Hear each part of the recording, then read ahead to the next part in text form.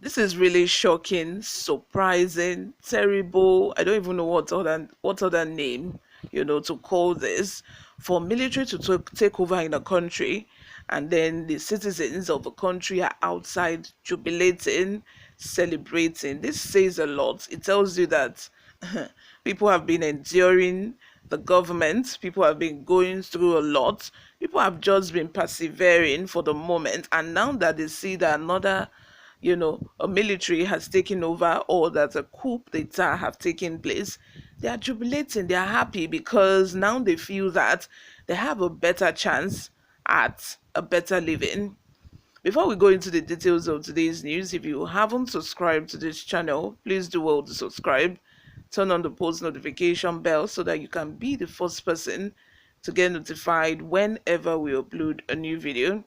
Help us grow this channel by giving this video a massive thumbs up so that it gets recommended to other YouTube viewers all around the world as well.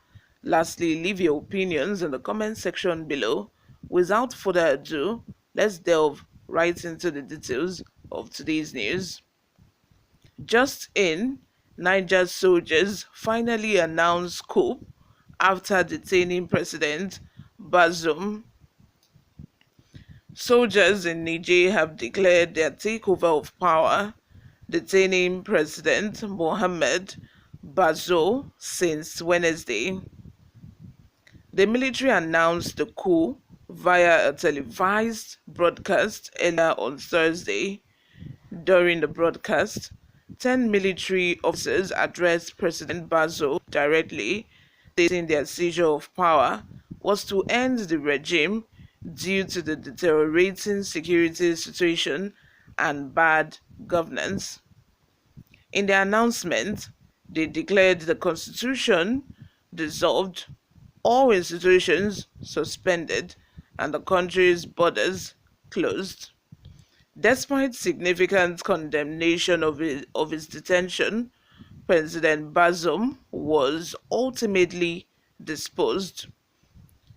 President Bola Tinubu of Nigeria on Wednesday rejected the military's attempt to seize power and dispatched a delegation to Niger, its northern border.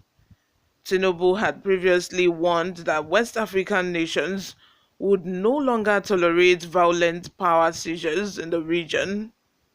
President Bazoum took office on April 2nd, 2021, and successfully thwarted a coup attempt just 2 days before his inauguration on March 31st, 2021. This event marks Niger's first successful coup since 2010. The military had earlier condoned off Bazoum's office and residence. NEWSROOM Nigeria reported that Bazoum was detained by the Presidential Guard after negotiations between the president and the army broke down. In the capital city, Niamey, crowds took to the streets in support of the detained president. Crowd on the streets in support of the detained president, while some people as well are happy that the military has taken over. I just hope that Nigeria, doesn't get to this stage, because what they complain that the country is suffering from is also one of its challenges that Nigeria is now facing. As Baba Obasanjo said, Nigeria is dangerously sitting on a keg of gunpowder, and I hope it doesn't explode soon. We Nigerians have been complaining of incessant killings. Insecurity issues has been on the front burner since 8 years now, and it's getting worse and worse by the day. Only God will help us. I just hope that, they are able to get things together, and go back to a democratic government. Many people have said in Nigeria that the military would have been the best option to rule this country.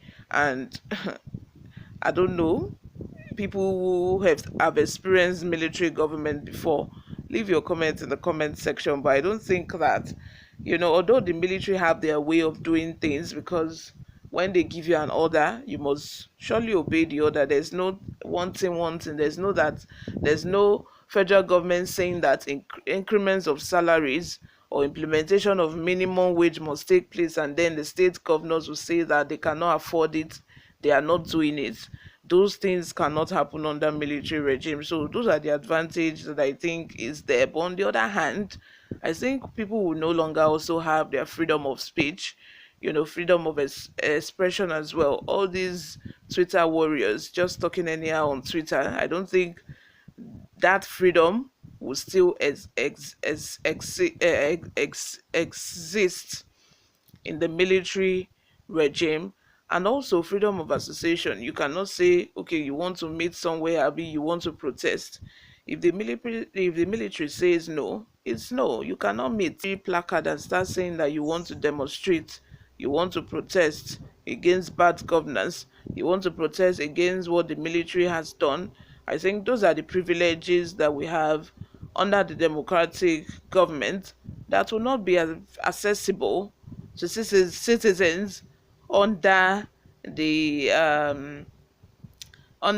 military regime. So I think that is it. People are more disciplined also during the military regime as well, because I heard during Gowon's regime, people will line up at the bus stop just to get a bus. There is no disorderliness. There's no line